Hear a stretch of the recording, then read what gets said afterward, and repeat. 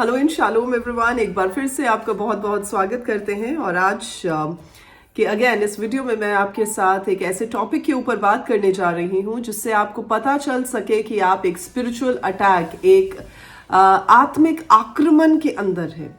अगर कोई कंट्री किसी कंट्री के ऊपर अटैक कर दे तो हमें पता चल जाता है, क्योंकि बॉम्बार्डमेंट होनी शुरू हो जाती है और फायरिंग होनी शुरू हो जाती है, तो आपको पता चल जाता है कि एक कंट्री ने दूसरी कंट्री के ऊपर अटैक कर दिया है। लेकिन स्पिरिचुअली आपको कैसे पता चलेगा? स्पिरिचुअली भी ऐसे ही पता चलता है जब आपको एनिमी सेना यानी कि शैतान की सेना जब आपकी जिंदगी में अटैक करना शुरू करती है, तो कुछ ऐसे साइंस हैं, कुछ ऐसे चिन्ह हैं जो एविडेंटली नजर आते हैं और उन्हें देखकर आप जान सकते हैं कि अरे भाई अटैक शुरू हो चुका है, उन्होंने ऑलरेडी जो है आक्रमण कर दिया है।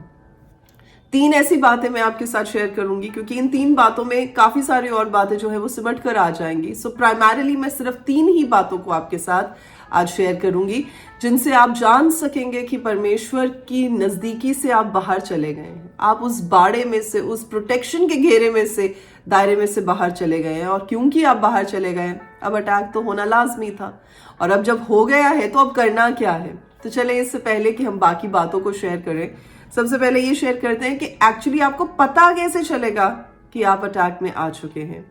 सबसे पहला साइन, जब आप अपनी जिंदगी में लॉस ऑफ पीस को देखें, यानी शांति नहीं है, आपके इर्द गिर्द जो कुछ भी हो रहा है आप शांत नहीं महसूस कर रहे, चाहे आपके पास बहुत पैसा भी आ गया लेकिन आप शांत नहीं महसूस कर रहे, आपके अंदर रेस्टलेसनेस है, आपके अंदर हलचल है, हर चीज में आपको घबराहट हो रही है और आप उसको लफ्जों में बयान नहीं कर पा रहे हैं, आपको समझ नहीं आ रही है कि क्यों आखिर ये सब हलचल हो रही है और इसका क्या जो है चीजें, इसका कॉज क्या है। क्योंकि अगर आप अपनी वास्तविक आंखों से, अगर आप अपनी नॉर्मल आइज से देखेंगे तो शायद आपको सब चीजें नॉर्मल दिखेंगी, आपको अपने आसपास सब कुछ ओके लगेगा, आपको लगेगा सब कुछ तो ठीक चल रहा है, फिर मैं ऐसा क्यों महसूस कर रहा हूँ। ऐसा भी हो सकता है कि आप डिप्रेसिव फील कर रहे हैं, आप बुझा हुआ मन रहे आपका, या आपको ऐसा लगे कि आप हर समय थके रहते हैं, आपको थकान, आपको फटीग महसूस होती है, आप चाहे इतना काम नहीं भी कर रहे पर फिर भी आपको ऐसा लगता है कि अंदर से कुछ एनर्जी आपकी जो आपका परिश्रम करने का स्टैमिना है वो कम हो गया, एनर्जी जैसे सक की जा रही है, बाहर निकल रही है और आप अपने आप को बड़ा थका हुआ और टायर्ड महसूस करें, तो आप समझ जाएं कि आप एक स्पिरिचुअल अटैक के अंदर हैं। देखिए, मैं ये नहीं कह रही हूं कि आप जो विटामिन्स और मिनरल्स की डेफिशिएंसी की वजह से ऐसा हो, अगर ऐसा है तो वो तो इंसान को पता होता है कि क्या क्या कमियां हैं उसकी बॉडी में, लेकिन ये जो बातें मैं आपके साथ शेयर कर रही हूँ ये तब होंगी जब आप स्पिरिचुअली वीक होंगे। और स्पिरिचुअली वीक होने में सबसे जो अहम चीज है जिससे आपको पता चलता है वो ये है कि आपको अपने बारे में क्वेश्चंस आने शुरू हो जाएंगे, अपनी वर्थ के बारे में, अपनी आइडेंटिटी के बारे में, अपने वजूद को लेकर आप क्वेश्चन करने लग जाएंगे। मैं कर क्या रहा हूं, मैं करना क्या चाहता हूं, मैं कहाँ जा रहा हूं, मैं कहाँ पहुंच पाऊंगा। तो जब आप ऐसी सी चीजें आपके मन में आने लग जाए तो आप समझ जाएंगे इस समय पूरे के पूरे एरोज जो है शैतान की ओर से आपकी ओर दागे जा रहे हैं, और सिर्फ दागे ही नहीं जा रहे हैं, वो पूरे निशाने पर लग भी रहे हैं। तो that means you are under spiritual attack. तो सबसे पहला जो चिन्ह है आपको इन बातों से पता चलेगा। दूसरी बात क्या है कि आपका प्रार्थना के लिए पैशन खत्म हो जाएगा, आपको मन नहीं करेगा प्रार्थना करने को। जब आपको बोला जाएगा आ जाओ फेलोशिप पे बैठे, तो आप अनमने मन से, बुझे हुए दिल के साथ जाएंगे और आपके अंदर ऐसा नहीं लगेगा कि आप कुछ बोलें या आप प्रार्थना करें या आप प्रार्थना में अगुवाई करें, लीड करें, ऐसा नहीं होगा। क्यों? क्योंकि अंदर से आपकी पैशन खत्म हो जाएगी। और पैशन कब खत्म होती है?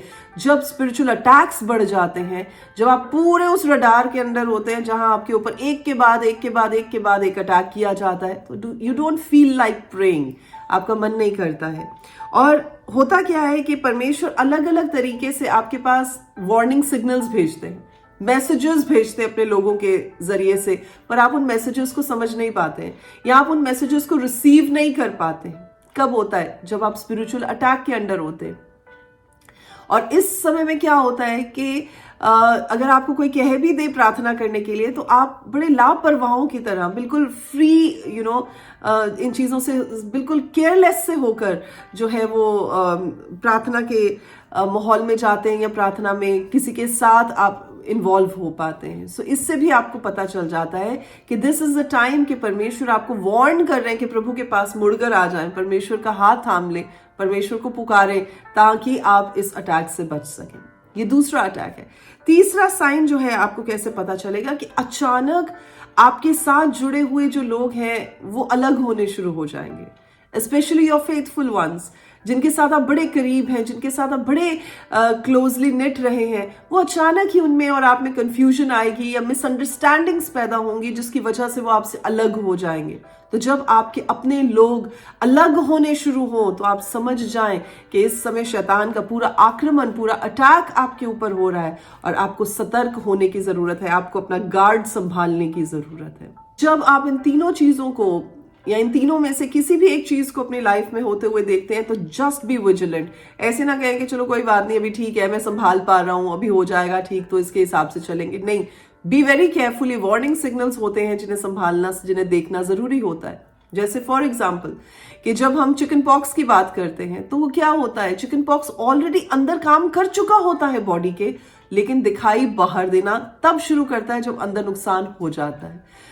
किसी भी चीज की, किसी भी, अगर हम फॉर एग्जांपल डिजीज की भी बात करें, जॉन्डिस की बात करें या डायबिटीज की किसी को अगर हो जाती शिकायत उसकी बात करें, तो इससे पहले कि वो दिखाई दे वो चीज ऑलरेडी अंदर हार्म कर चुकी होती है। सिर्फ उसके लक्षण, सिर्फ उसके साइंस नजर आते हैं और जब साइंस नजर आते हैं तब पता चलता है ओहो ये प्रॉब्लम हो गई थी।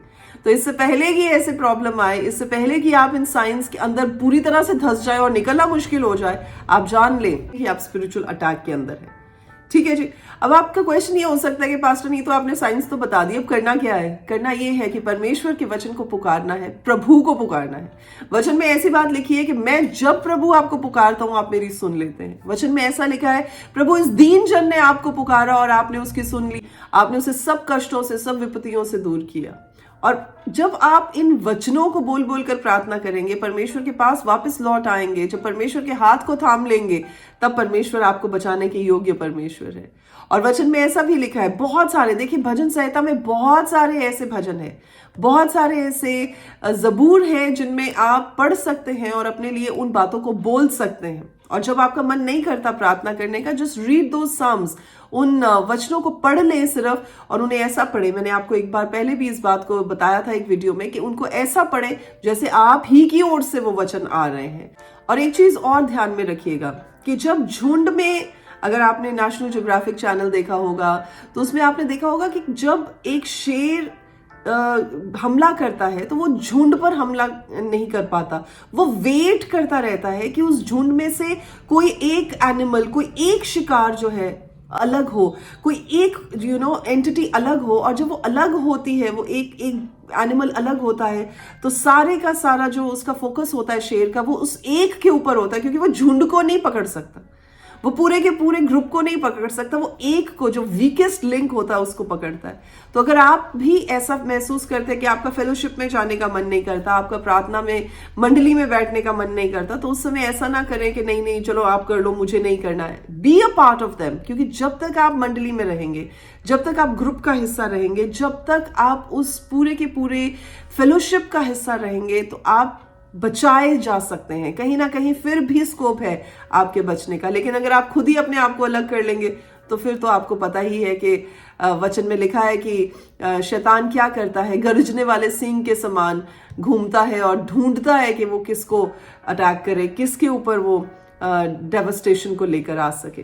सो आज इस वचन के साथ मैं आपको इनकरेज करना चाहती हूँ और इस बात को कहना चाहती हूँ कि इन साइंस को समझें और जानें और इसके हिसाब से अपनी लाइफ में काम करें। ऐसा ना हो जाए कि आप स्लिप करते करते बहुत नीचे तक गिर जाए और फिर वहां से जब आप परमेश्वर को पुकारें तो उसमें काफी समय लगे और आप पेशेंस भी लगे, ताकि आप ऊपर दोबारा से खड़े हो सके अपनी उस ओरिजिनल पोजीशन पर आकर। आमीन। सो आज के लिए बस इतना ही। इस वचन के साथ मैं आपको एक बार फिर से इनकरेज करना चाहती हूँ। परमेश्वर आपके साथ रहे, परमेश्वर आपको अपने वचनों में और बढ़ाएं और आप परमेश्वर के ज्ञान को और बुद्धि को समझने पाएं। ये मेरी आपके लिए प्रार्थना है। God bless you all. Shalom.